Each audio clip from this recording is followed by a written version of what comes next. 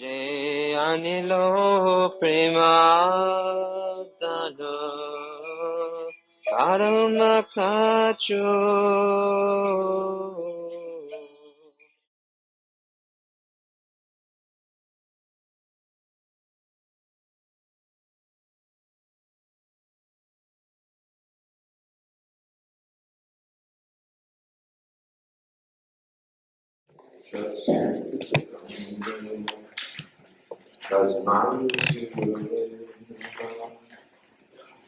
Sri Chaitanya Manopustam Stapitam Jena Bhutale Swayam Dhrupatanamani Dadati Swatantaritam Vandeham Sri Guru Sri Jatakatam Sri Guru Vaishnavam Sri Rupam Sarvajatam Sarvanagandatam Nikam Shritam Sujitam Sadvaitam Sabadutam Parisina Sahitam Krishna Chaitanya Deva Sri Radha Krishna Padam Sahagana Lalita Sri Vishakam Namo Vishnu Padaya Krishna Prasthaya Bhutale Srimate Bhaktivedanta Swami Prabhupada Namaste Saraswati Deve Gauravani Gacchane Nirvishesha Sundara Vastuda Deshitani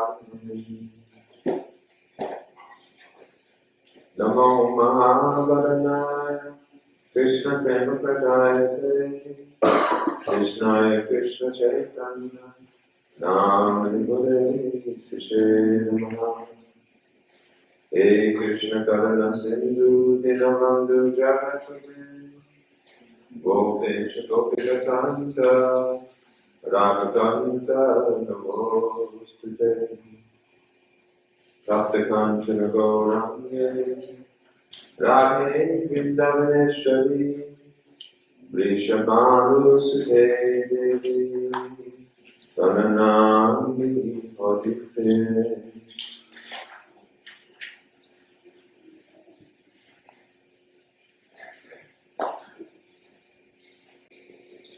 Jai Sri Krishna Chaitanya Prabhu Nityananda Sri Advaita Gadadhar Sri Vasari Hare Krishna Krishna Krishna Hare Hare Hare Rama Rama Rama Hare Hare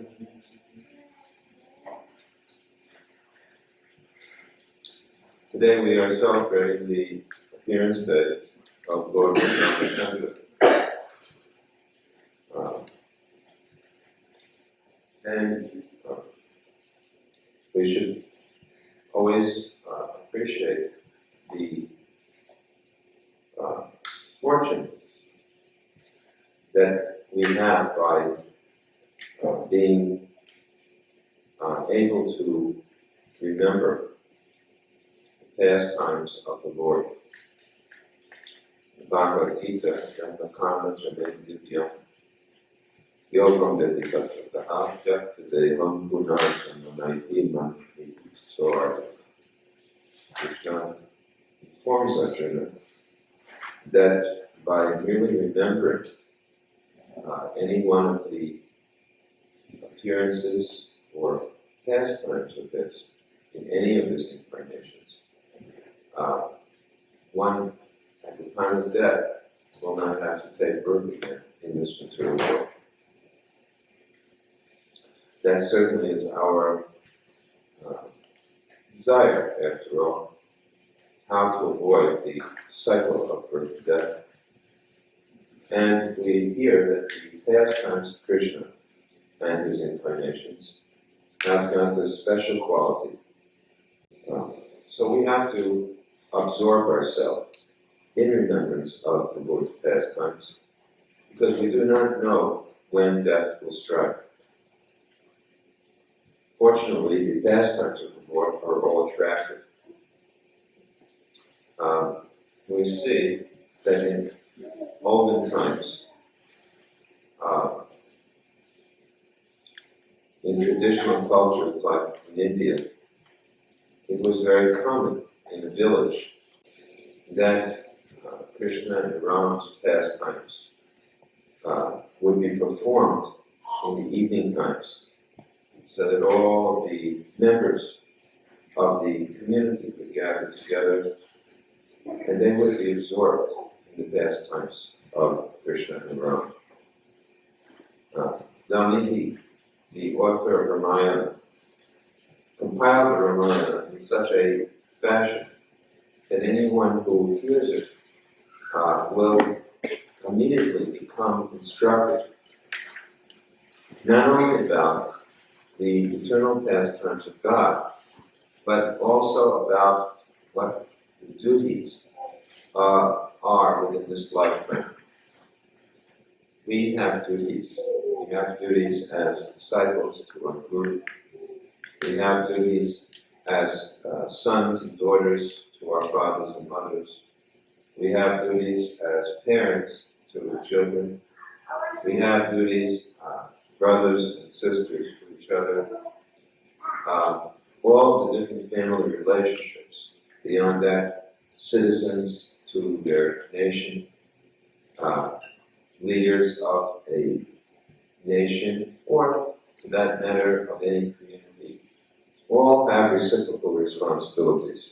And the Ramayana is very ideal because of how it reflects the perfection that we have to seek to emulate.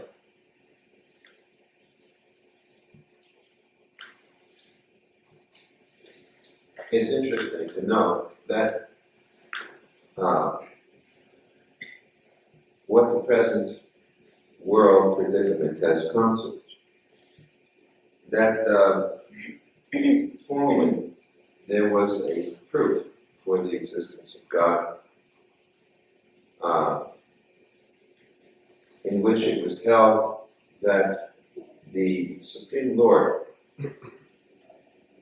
called a teleological proof for the existence of God, that the Supreme Lord is perfect in all respects.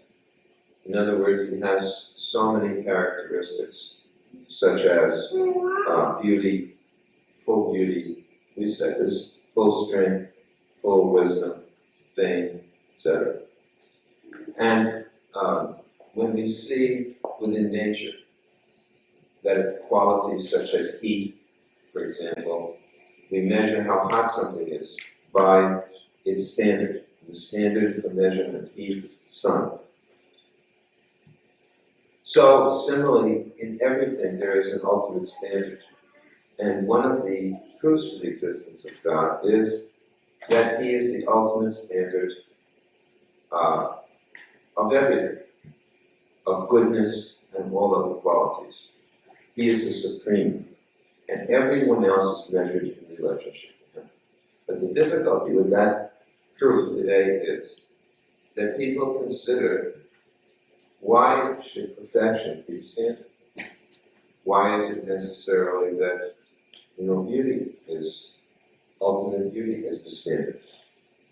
In other words, things have become so relative that people refuse to accept any longer that there is any standard. What they really have a problem with is that they can't be the standard. In other words, if somehow they could be the standard, they would immediately agree to accept this philosophy. But so long as the standard is someone other than themselves, they become disturbed. But the Ramayana was written at a time and compiled at a time, and the events of Rama were performed at a time when people were not so foolish. But people could really appreciate that here is an ideal king. Here is an ideal son. Here is an ideal brother. Here is an ideal husband.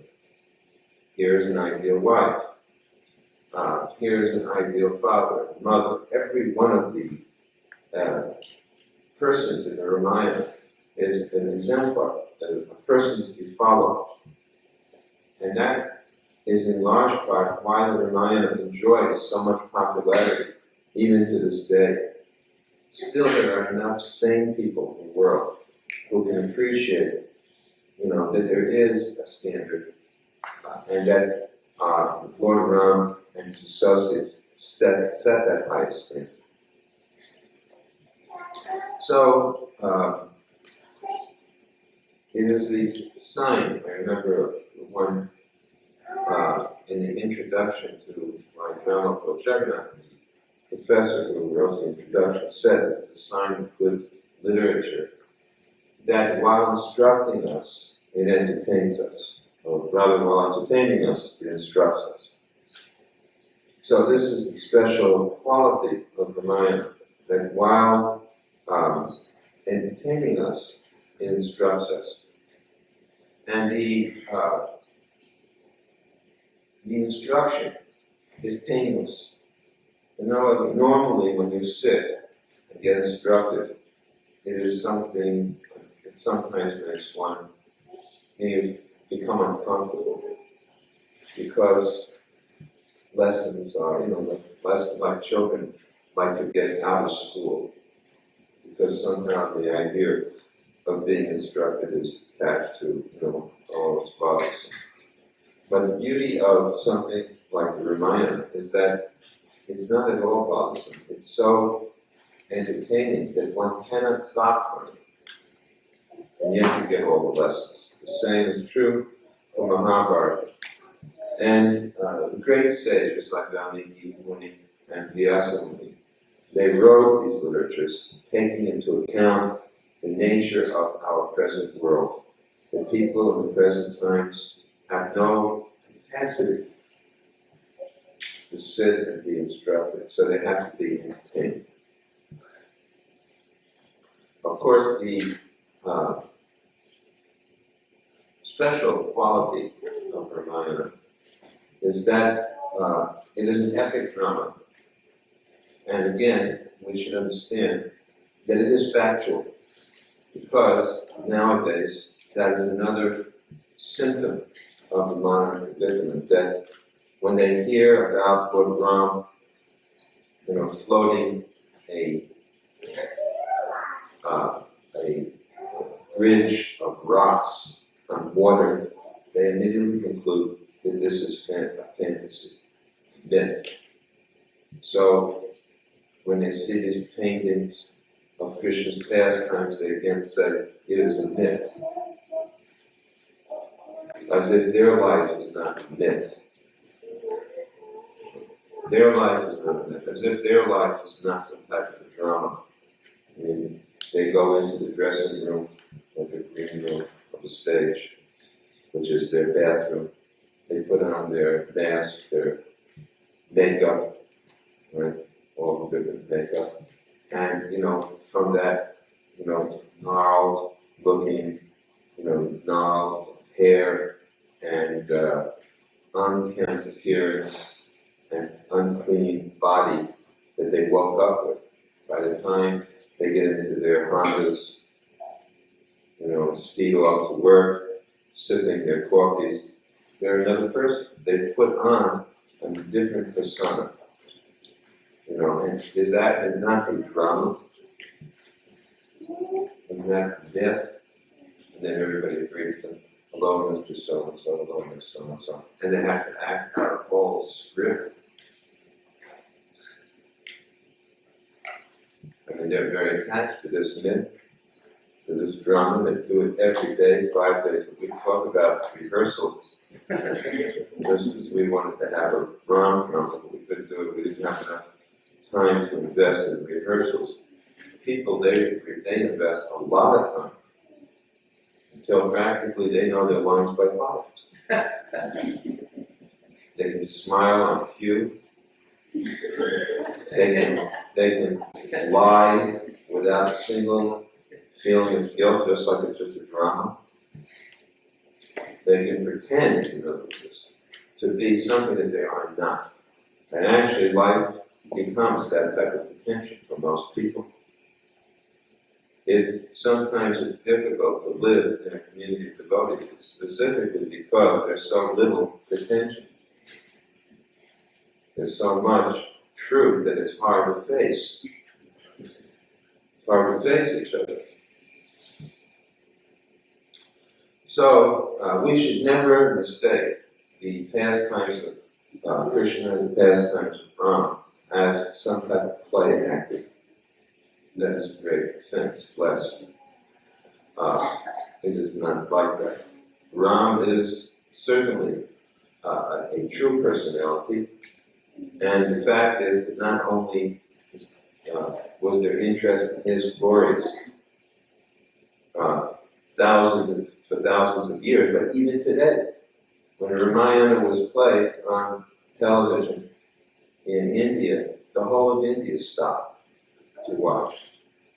And that included Muslims, Christians, and everybody else.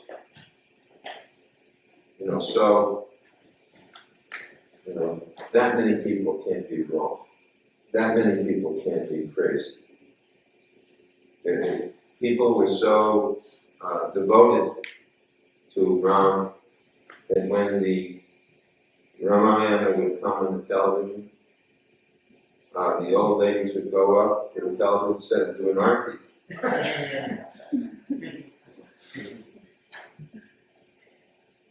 So, now as far as the narrations are concerned, we know that there are some, we will not tell in every detail, but some of the major points. How Ram, of course, was the eldest of the 4 sons, and his father Dasara was very much attached to his sons. But one day, it happened that Vishwamitra Muni came and requested that he wanted the help of Maharaj Dasarath's sons, Ram and his younger brother Lakshmana, because at the time there was disturbance in the performance of sacrifices. And of course Dasarath was very hesitant to send his sons, who were still at that time very young. But the sage promised that I will look after them, and have no doubt they're quite qualified. And he took Ram and Lakshmana with him. And as they traveled with Vishwamitra, they gradually were given so many different weapons by which to fight these demons and demonesses.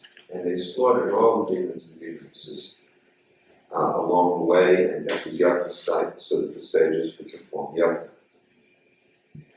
Gradually, we learned that Ram heard about a marriage ceremony that was going to be performed. Not a marriage, but it was just a ceremony of Swayamvar, the daughter choosing her groom.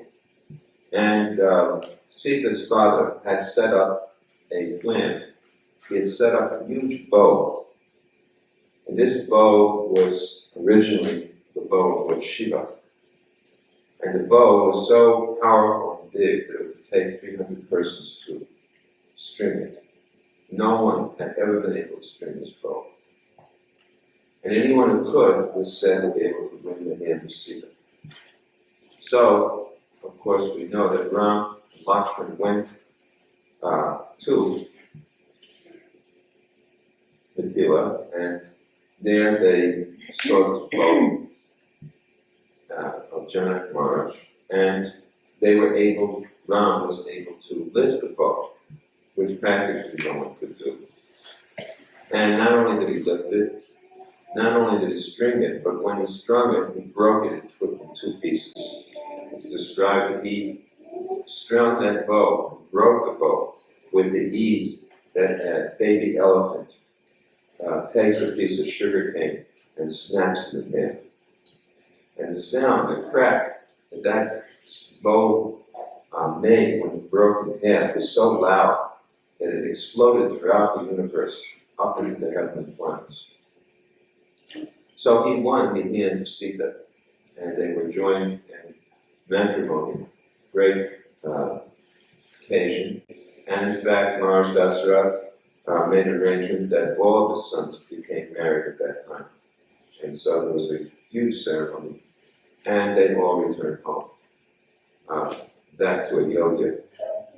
Now, in Ayodhya, Maharaj Dasarath was growing old, so he decided that this time had come for him to make Rama the heir apparent, Yuvraj.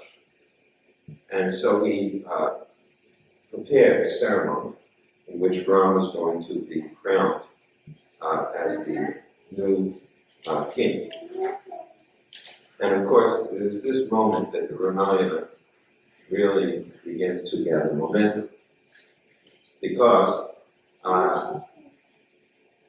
we see a very ideal situation. All of the citizens of Ayodhya are very anxious to have Rama as their king. They all loved him so much because he was like the perfection of human beings.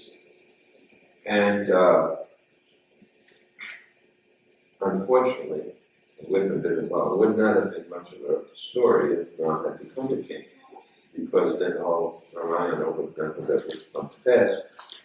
So, as fate would arrange it, Ram's younger brother, Bharata, happened to be out of the country at the time, out of that province, and with one of the other brothers, Bharata and Shatrughna, were visiting one of their relatives. And so Bharata's mother, Kaikeyi, she was actually a favorite of Maharaj Dasarath.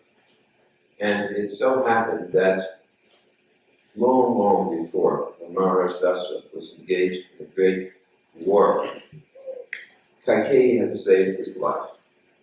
As far as I remember, she had become the axle, and then the axle had broken, she had made herself into an axle so that the chariot could be driven. And she had saved him from imminent death. So at that time, Maharaj Dasarath had promised her that at any time you want, you can ask any boons from me, 2 boons from me. This had actually taken place. But she had never thought of such a thing. She was very satisfied. But now, when Ram was being about to be made king, Kaikeyi's maidservant, Mantar, I think it is Mantar. It sounded to say, what's her name? You heard that name? Mantar. She was a hunchback. Of course, she didn't have to be a hunchback to be what she was, but I guess it increases the drama that makes her a hunchback. And she was a hunchback. And she was quite nasty in nature. And she is probably the only person in the whole of Ayodhya that was not glad to hear that Ram was about to become a king. So she went to her mistress, Kaikeyi, and she said, "You realize what you are doing? You are beginning to participate in the preparation for making your co-wife's son king. You understand what you're doing? You are sowing your future disaster." Kaikeyi heard this one. What are you talking about? Disaster. What misfortune? This is the most happy moment of my life that Rama is going to become a king. She said, and then she just laughed in her face. She said, "You are a fool. Don't you understand the implications of what is about to befall you? Don't you realize that when the son of your co-wife, your competitor, becomes a king, what is going to happen?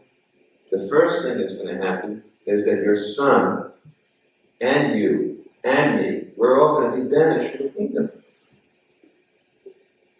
Kaikeyi could not figure out what was her mistress talking about. She said, because Ram is going to see the Bharata is the next in line, Ram is going to fear that one day Bharata is going to drive, or plot against Ram and probably kill him, so the only solution is to banish him before it ever happens.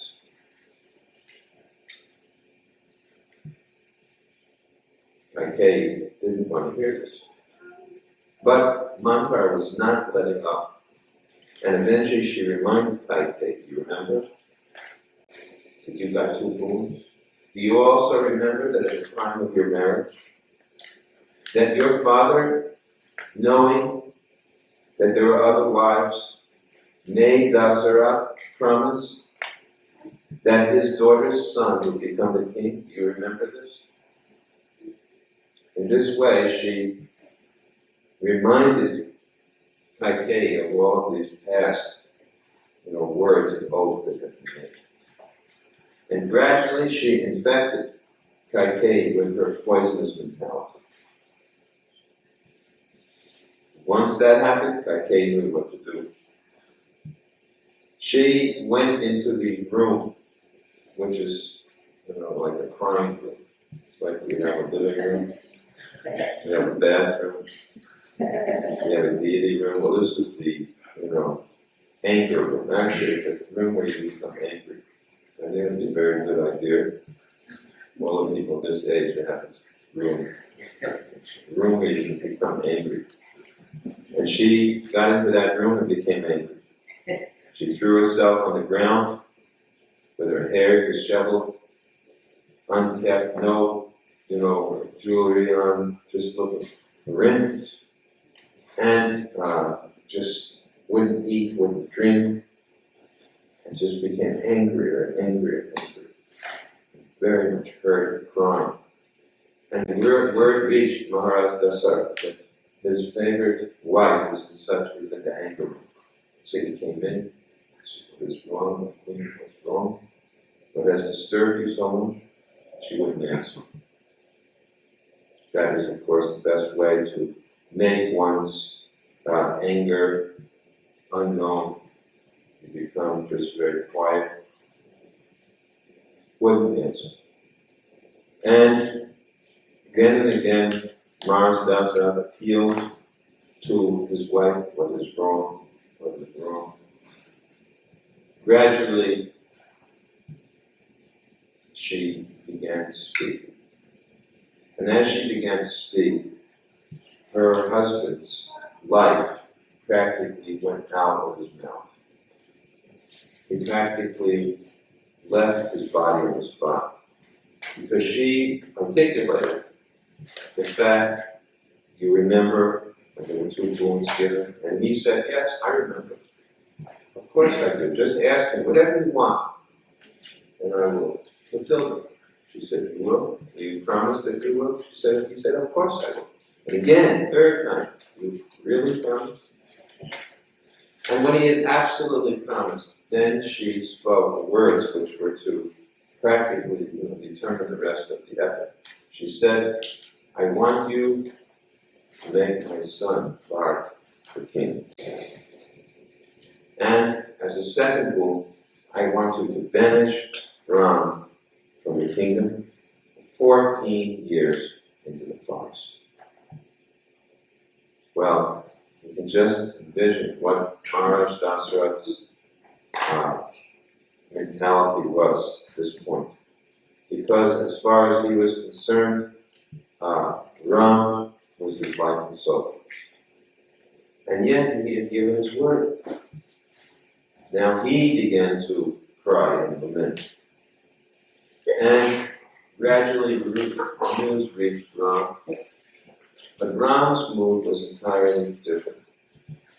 As soon as Rama heard this news, he immediately went to Maharaj Dasarath, his father. He said, my dear father,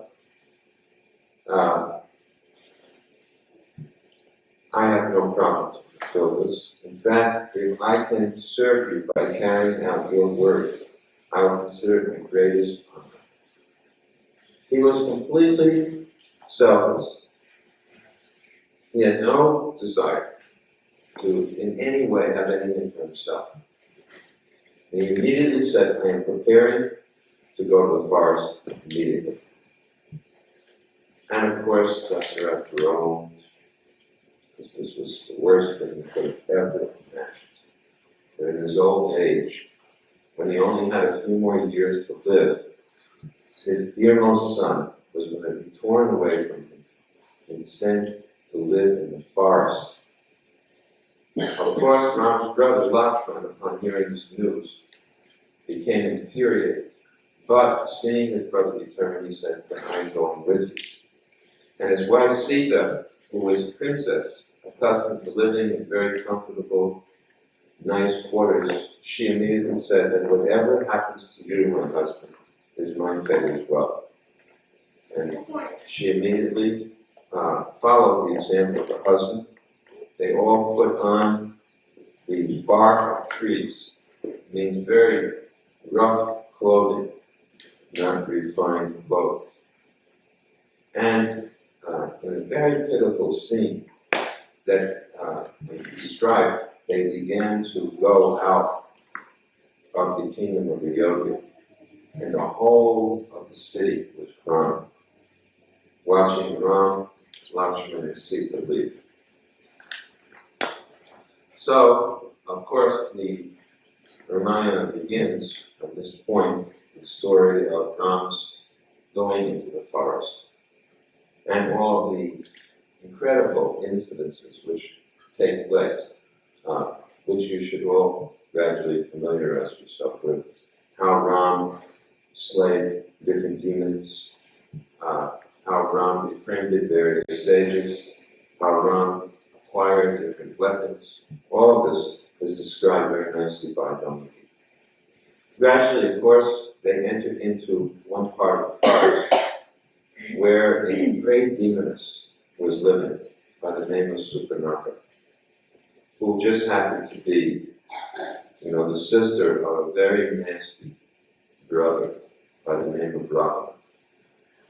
And she was living in this forest, very ghastly appearance, when she happened to see these two very handsome men, with another woman, of course, which she didn't take any notice of, coming into the forest. And she immediately cast her eyes on Rama. She thought this is the proper person to be my husband. And because she had magical powers, she transformed herself so that she looked quite attractive, very attractive. But her behavior was that of a lusty woman. So even though she was very attractive, she wasn't very attractive, because her behavior was unbecoming, which is interesting to know, because today, when we think of attractiveness, nobody considers behavior. In fact, the most outrageous and audacious behavior, is just considered part of the whole show. If a woman is too shy or too chaste, people think that there's some psychological problem she's having. The women are being trained not to be shy, not to be chaste, but to be like Supernaka, prostitutes. So it's a very regrettable condition. So this woman actually was not very attractive, that was the point. Even though she was attractive physically by the way she had made herself by magic, but her consciousness was not attractive. So when she expressed her lusty feelings for Ram didn't take it very seriously. He said, actually, I'm already married. As you can see, my wife is here. But my younger brother, Lakshmana, who is quite handsome, physically strong, would be a perfect husband for you. And of course, Lakshmana also figured out how to avoid her. But she was so determined that gradually she saw Sita and became very envious, jealous of Sita, and was practically going to attack Sita. And at that point, the two brothers entered in. And Lakshmana, actually, and Ram decided there was no alternative, and they defaced her. They cut off her nose, and they cut her ears off also, lopped off her ears, her nose. So she was like a hideous, screaming mass of ugliness, transformed into something extremely ugly. And as a result, she immediately, took off in the air, because she's a witch, and flew off, to see her brother, Sharon. She, landed down in the midst of her brother's palace in Lanka, screaming, look at what has happened to me. Her brother was astounded, seeing his sister defaced in this way. What has happened?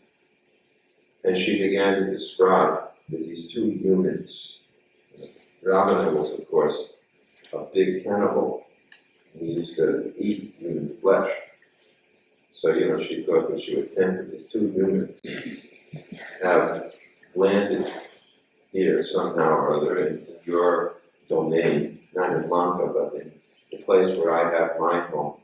And this is what they did to me. And then she thought of how to lure him, and she described Sita's beauty. Most beautiful girl in the whole world.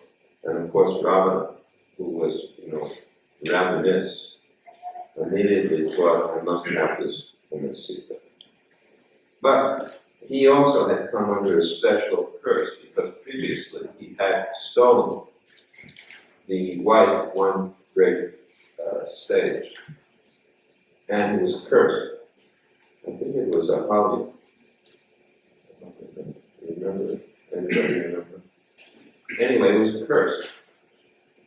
That if you ever try to enjoy a woman against her will, your head would fall off. So he could not in any way do anything physically, towards a woman, or he would die immediately. He had this curse over him. But anyway, first of all, he figured that these two immortals are not worth my personal time. And so,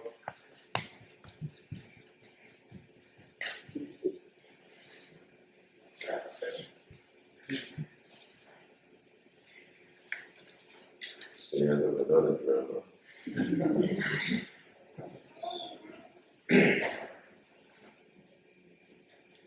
So, he sent off some of his assistants. Surpanaka went with an army, powerful enough that could defeat any human being, certainly on this earth.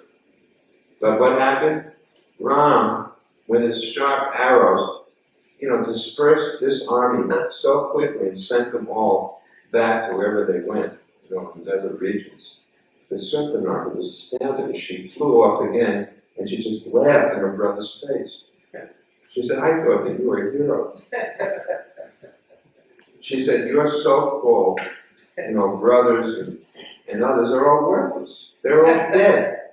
Your army's dead. And Rama still really wasn't taking it very seriously. He just thought something fluke.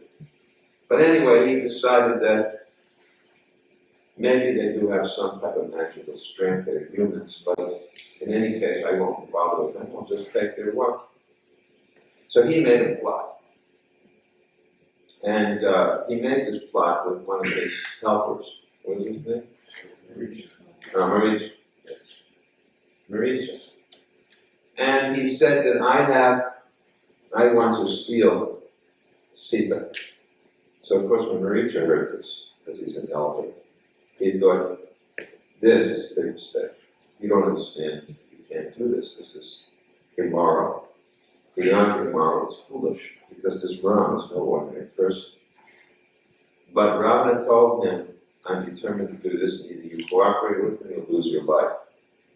And Maharaj thought, either I'm going to be killed by Rama, or I'm going to be killed by Ram.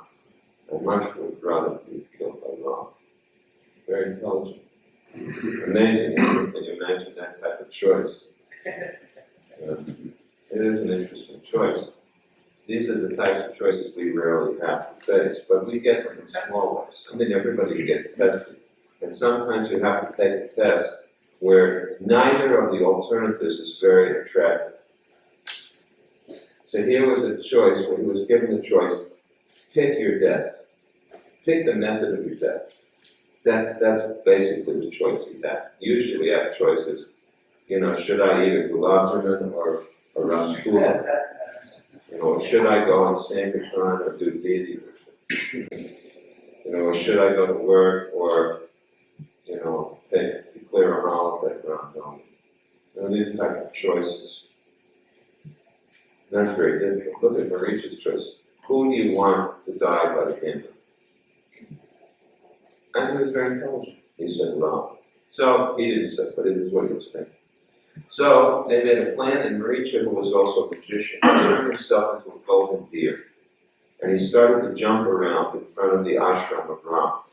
Jumping, jumping, jumping, jumping. Beautiful golden deer. And Sita immediately became fascinated. And she told Rama, look at that beautiful deer. I want that deer. So Rama immediately went after the deer, and he told Lakshmana to stay here with Sita and guard her. And he followed after the deer. The deer kept jumping away further and further and further until they were so far away that they could not even hear any longer what was going on at the ashram. And at that point,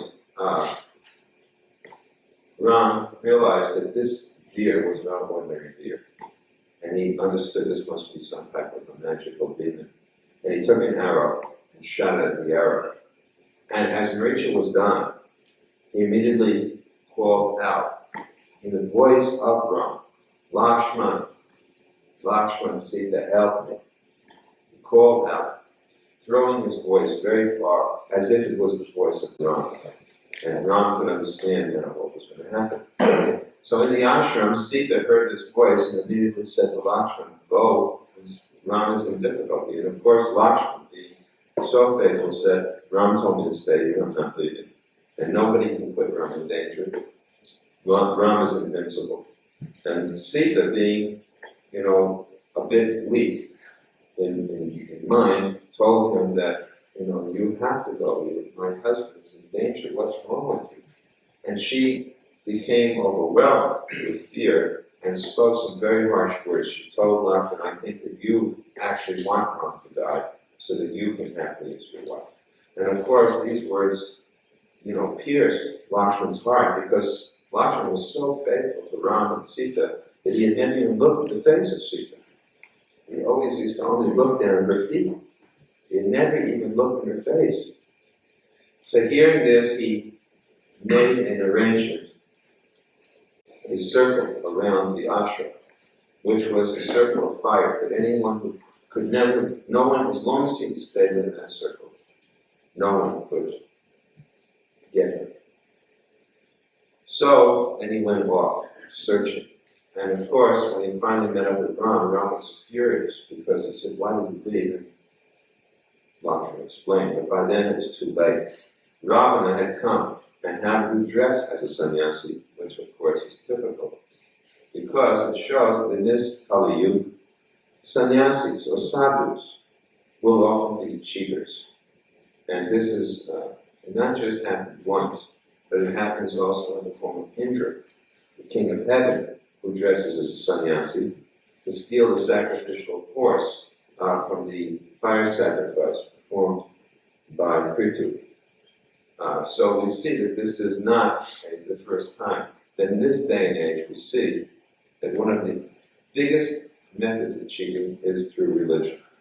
Because not just, of course, as sannyasis or sadhus, but it doesn't matter what ashram, the television evangelists, so many were exposed for cheating. So Ravana lures Sita and manages to get her out of the fire circle. And because he can't directly touch her, it's said that he digs up the earth under which she's standing and carries a whole lump of earth with her standing on it, so that he doesn't actually touch her there. And he brings her up into the air and fly off towards Lanka. And as they're flying, an elderly bird named Jatayu sees them flying. And this Jatayu had become a very close friend of Ram and Lakshman while they were in the forest. And so Jatayu does battle with Ravana, but he's no match for Ravana. And Ravana gradually cuts off his wings, and Jatayu flops down to the ground. dead. Not dead, but almost dead. Now when Rama and Lakshman start to chase or follow or search for Sita, they come upon the dead, nearly dying body, nearly dead, dying body of Jatayu, who tells them that this Sita was taken by Rama and going to wherever Rama's kingdom is. And then he dies, and Rama gives him the funeral of the great hero. Just like, and the example is given that as Rama could not bury his own father, Dasarath, now, on behalf of his father, he gives this great bird carrier, Jatayu, a funeral worthy of his own father. And they begin to search. And in their search, they come across, of course, the all-powerful, most famous, in fact, the last famous is Ram person, Hanuman. And Hanuman sees these two noble warriors, Kshatriyas, and he talks to them. And Hanuman happens to also be the servant of another person, Sugriva. And Sugriva is a monkey, and so is Hanuman. But Hanuman has the ability to transform his body, so at first he doesn't look like a monkey. He looks like an ordinary human, and he talks with Rama. And they exchange some degree of stories. And Hanuman is blessed with the ability to speak very eloquently. He can speak more eloquently than any other human being. And so Ram is very impressed by Hanuman. And he desires to meet Sugriva. So an arrangement is made where Hanuman arranges for Sugriva, who is now the king of the monkeys, race, to meet with Ram and Lakshman in Kishkinda. The story goes that originally the king of the monkeys' name was Bali. And Bali was the most powerful, one of the most powerful beings in the world. He was practically invincible. And as it happened, Bali had once gone into a mountain cave because there was a demon there. And not having emerged for like 28 days or something at that time, everyone gave him up for lost. And they just put a boulder in front of the door of the cave. And Sugriva took over as the head of the kingdom. But long after that, Bali emerged from the cave and he had to actually slay the demon. And he came to find that Sugriva had taken over his kingdom. So, of course, you can imagine how angry he was. He chased Sugriva out of the kingdom and took Sugriva's wife as his own wife. So the situation now was that Sugriva, when he was with Hanuman meeting Rama and Lakshman, explained that he was now banished from his own kingdom. And he told the whole story. And he requested Rama that somehow or other, please help me to regain my wife and the kingdom. And Ram and Lakshman, he pledged to them that I will give you the assistance of all of my monkeys to locate your wife, Sita. At that point also, they produced a little cloth in which Sita had dropped her nose pin in a little bit of her cloth from the sky when she was being carried away. And from this they could understand that, this was like a token that Hanuman and Sugriva were actually meant to help Ram and to get some understanding. So, as the narration unfolds, gradually,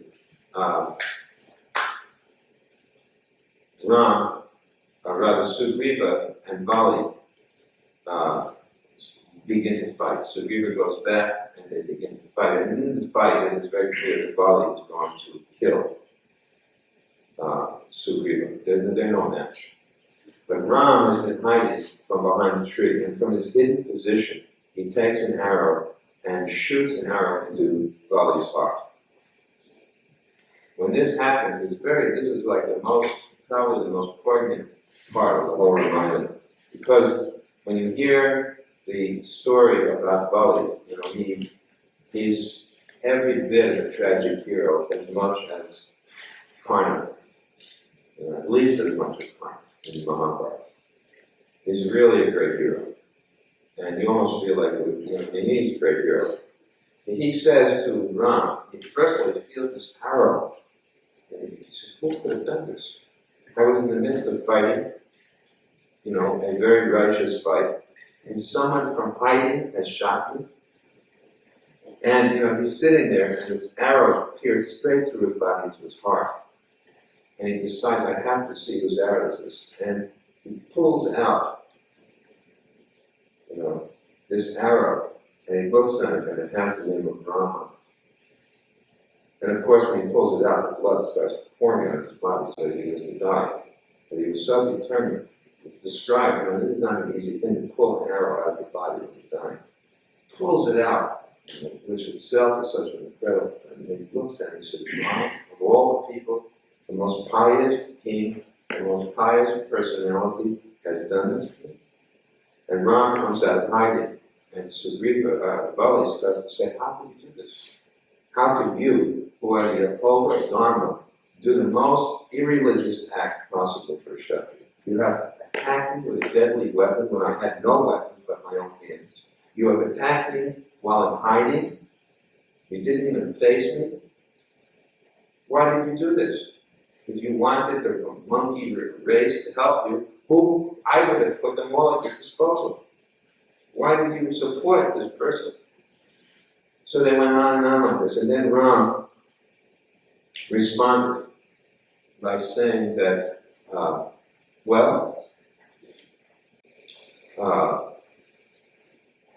he said, I did this because Sugriva took shelter of me. And it is a Kshatriya's duty that when someone takes shelter, they should support them. Furthermore, you did an irreligious act for which you deserve to be punished. You drove your brother without even allowing him to give you an explanation of why, they had put the boulder in the way of the door of the cave, without even explaining that he was faithfully waiting for you and hoping you would return. You immediately considered that your brother wanted to kill you. You drove him out of the kingdom and you stole his wife. Any one of these things is enough to have you killed. And I am the upholder of religious principles, and therefore I this. But then, still, Bali, who was very intelligent, said that, he said, first of all, amongst monkeys, there's no such consideration of stealing one's wife being an offense. You are applying to me the laws that govern humans. Then I'm a monkey. And a monkey can take another monkey's wife, there's no dharma. So I haven't done anything wrong. So of course Ram said that that's nonsense. Monkeys don't talk either. You are too intelligent, and you're not just a monkey, you're not more than a monkey, so you cannot use that argument. They were going back and forth. Of course, this whole time the blood is spilling out. And he said, he gave him arguments like this, but actually they were very. So finally, Lakshman, because the only Lakshman could actually satisfy Bali. He said, the reason that Ram did this is that there was no alternative, because realizing that it was Ram, who was going to fight you, you would not have fought Ram, because you're also Ram's devotee. So both you and your brother would have then sought shelter at Ram's lotus feet, and it would have been an impossible situation for Ram. Because each one of you would have made an appeal that was the opposite. You each wanted the kingdom, you each wanted each other dead. And both of you would have equally sought Ram's shelter. Therefore, it would have been an impossible situation, and Ram had no alternative. So somehow that logic appealed to Bali. He became satisfied with this. And so, giving Hanuman into the hands of Ram, giving the kingdom officially into the hands of Sugriva, he gave up his body. A very, noble character. So then begins a long search in which all the monkeys are sent into all the four directions. Where is Sita? They all get descriptions of Sita, and they all go in different places. And gradually, a few of them, Hanuman, Jambavan, who is a bear, they all go into South India. and they have come onto the shore, the Indian Ocean down there. And it's like the Straits of Malacca, whatever it's called. And at that time, they see a huge bird who happens to be the brother of Jatayu. He's flying around. And this bird, somehow or other they begin to discuss, and they find out, the bird finds out that Jatayu was killed. He said, oh, he feels so terrible. He says, I am the brother of Jatayu. And I had waited all this time to meet up with my brother. And so he describes how he had actually seen these, Rama flying across the ocean with Sita. So then they all wonder, how are we going to get there? And then Hanuman is reminded that he is the son of Vayu, the sun god, and that he has the power to assume any shape or size, and that it will be nothing at all for him to fly over the ocean. So Hanuman begins to, assume a huge form, and he becomes practically as tall as up to the clouds. Such a big form. And then, taking a huge breath, he jumps off of the, continent of India, and in one leap, he reaches Lanka. Huge leap. And there, he again goes back into the size of a normal monkey, and goes around looking for Sita. And he sees different women there, very beautiful women. He looks at them and he remembers the description. No, that's not Sita. That's not Sita. One by one, he keeps saying, that's the road. Finally, he comes into this little place, I think it's in a Ashok, where Sita is being held captive by very horrible-looking Rakshasas.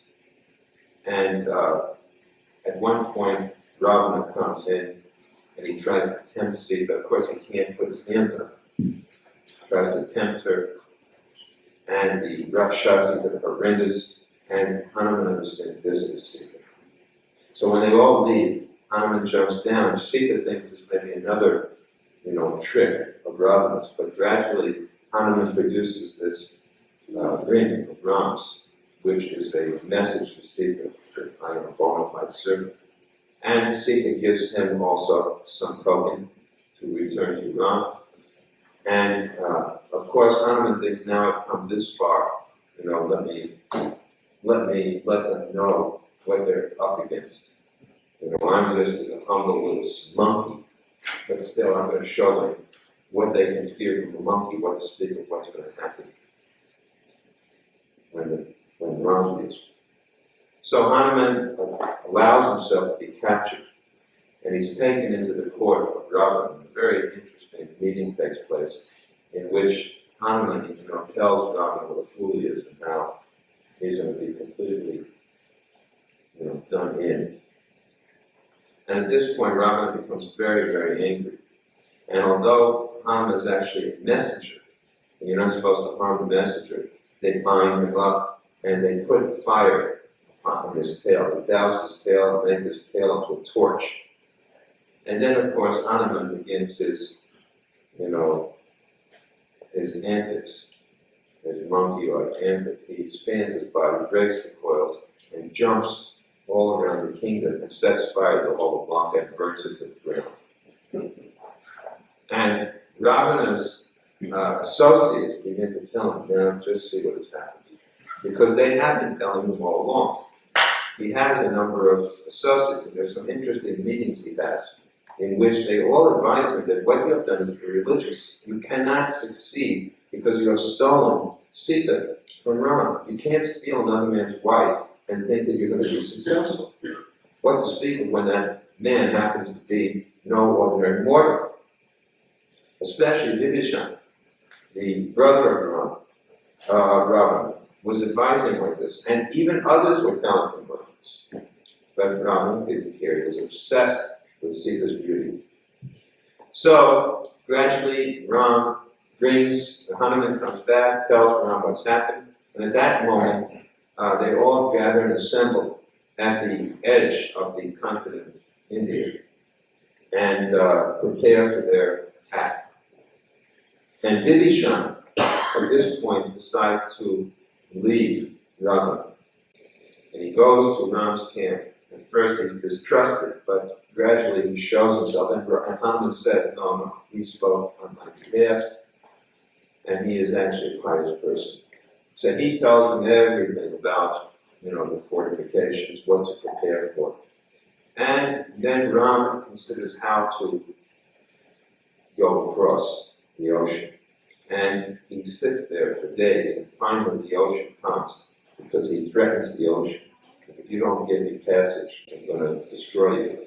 And she agrees to give him passage, and all of the stones have Rama written on them, and they float. The monkeys start to throw boulders, and they make a huge bridge across the ocean with the boulders, with Rama engraved on them, and the boulders float miraculously. And of course, Prabhupada says, it's not so unusual.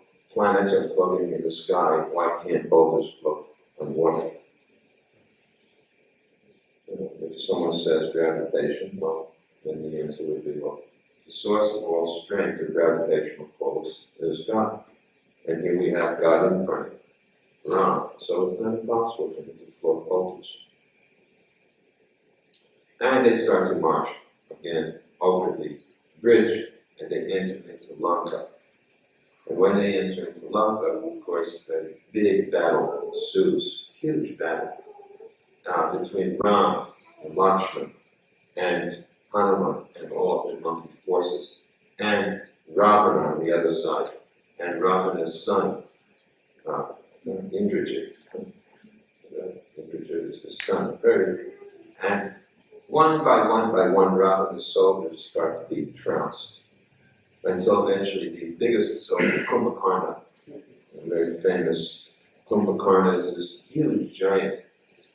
And, he only gets woken up by elephants stamping on his breast. And they march all the elephants up and down. He's still snoring away. They beat drums into his ears.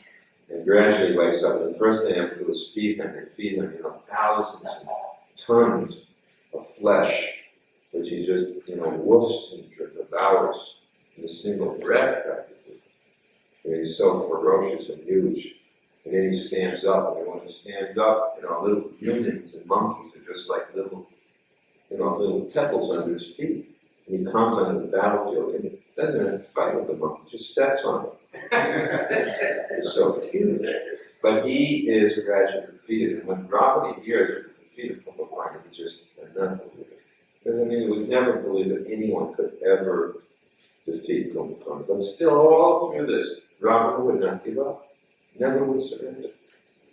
So finally he takes, the battlefield. He has this magical power that he can disappear at will. He starts to fight up in the air, on the ground, fighting in miraculous ways. And of course he's known, famous for his 10 heads. He has 10 heads. And as Ram starts to shoot his arrows, he decapitates these heads, but as he shoots the heads off, they come back again. Again and again and again, they come back. And there's this incredible battle between Ram chasing, on his chariot, chasing Ravana who's up in the sky. And eventually, of course, Ram finally shoots one golden arrow into the heart. It pierces the heart of Ravana, kills him. And there's a very pitiful scene at the end. Manodari, the wife of Ravana, comes and bewails her husband's fate. You did such a wrong thing by stealing another's wife. Very, very pitiful.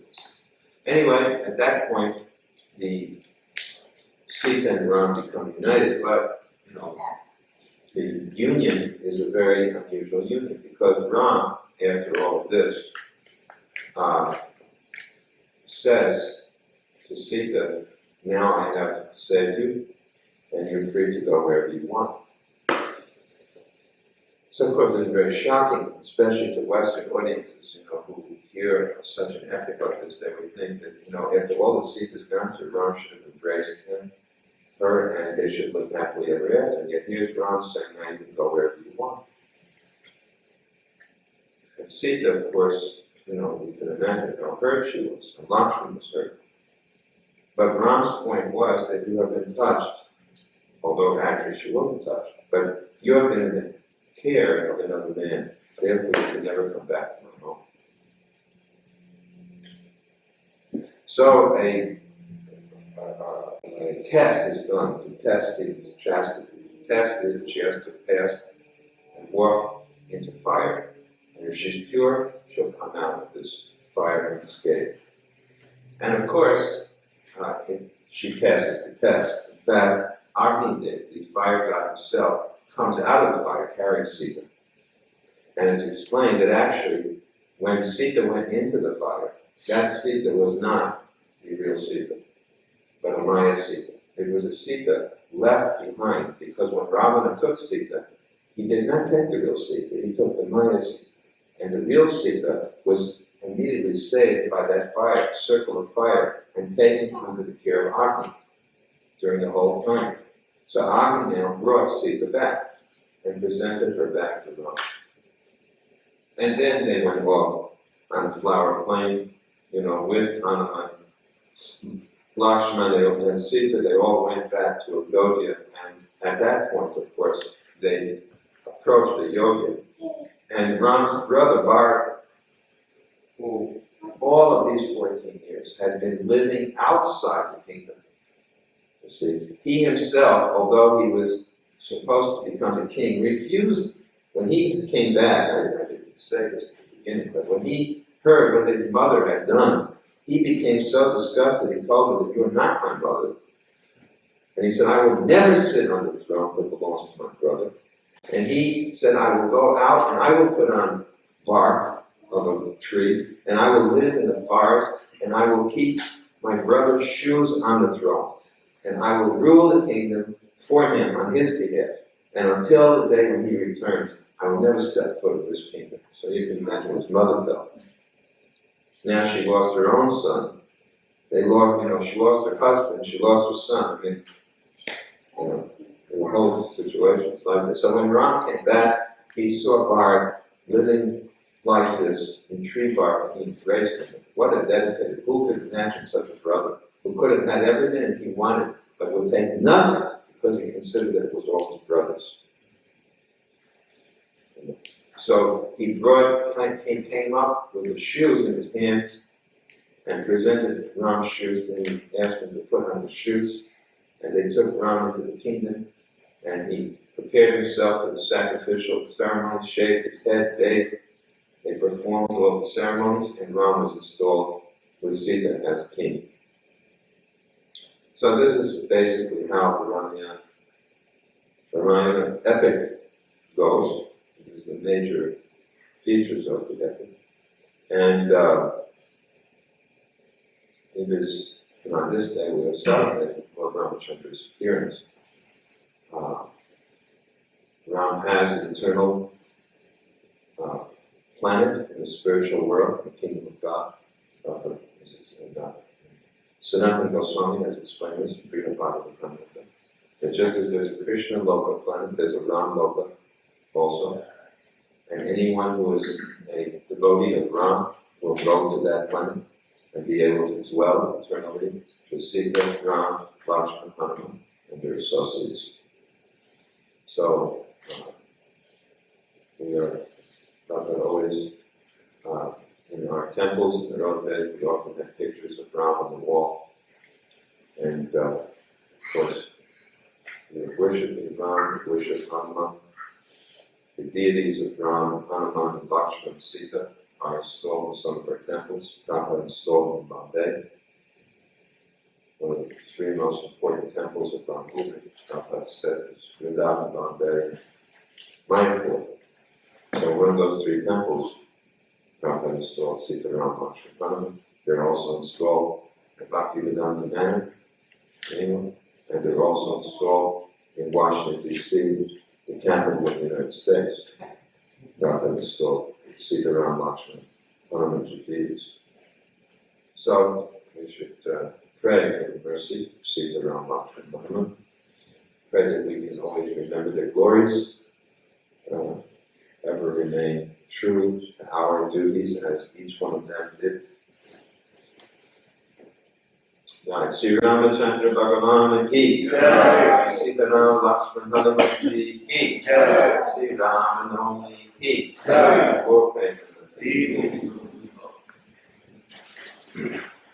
Everyone knows the program today? What is the program? Feast? No, what time is the feast?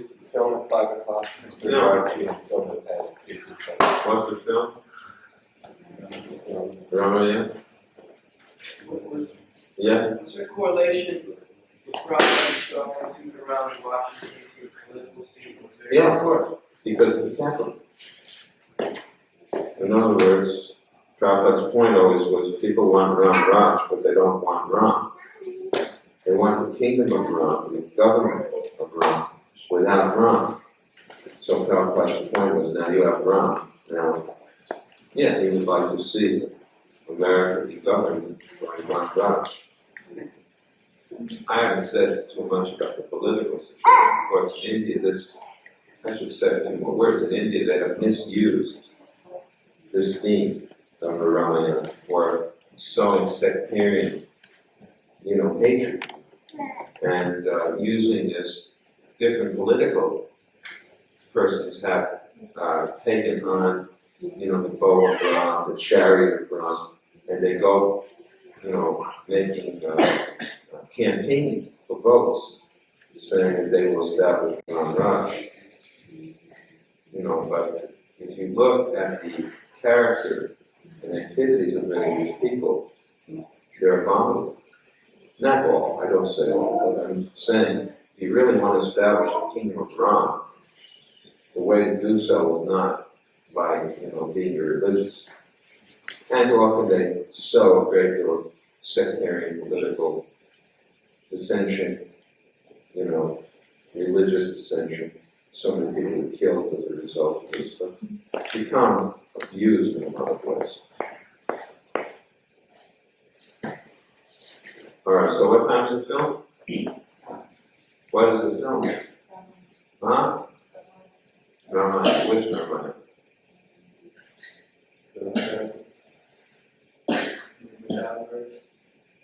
Which Ramayana are you showing?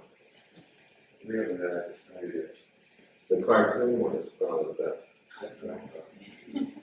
Have you, how many of you seen the Japanese cartoon Ramayana? How many people? Okay, what's the other one? The other one that we thought of was that Sita's Way. Sita's Flying Bar. Yeah. How many people have seen Sita's Flying Bar?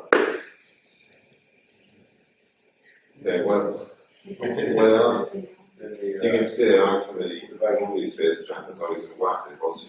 The other one was I should ask how many times is each person? What's the other one? How many people have seen the Bhaktivedanta Swami Prabhupada? That's the least attractive. Well, I think I don't know what to say. The Japanese version seems to be the most exciting. How many people want to see the Japanese cartoon Ramayana? Oh, they got the most picks. Said something of it. All right, so that's going to be at 5 o'clock. What time is the arti? 6:30 arti. What time is the feast? 7 o'clock feast. Try to fast if you can, but remember you must do your duties. That means if you're Sankirtan, you have to go on Sankirtan. Or whatever else you are. You have to go out and do it. You can't say, I'm fasting, therefore I can't do my duties. I remember we were on the route down on our bus in the state of Portland, Oregon, and state of Oregon. We were in Portland, and it was the Srinivas State, which is also fast. And the men went down and stayed the whole day, and they did very good. And we made 3 devotees that day. I think Krista, Prabhupada, 2 others, Virginia and Nidyananda. All from Portland. So, who knows what will happen if you do Sankirtan. Try to make some devotees. Okay. Sitaram Lakshman Hanumanji ki, Shiva Prabhupada ki, Gaur Bhaktivedanta ki, Sitaram Bhaktas ki, Gaur Premanandi.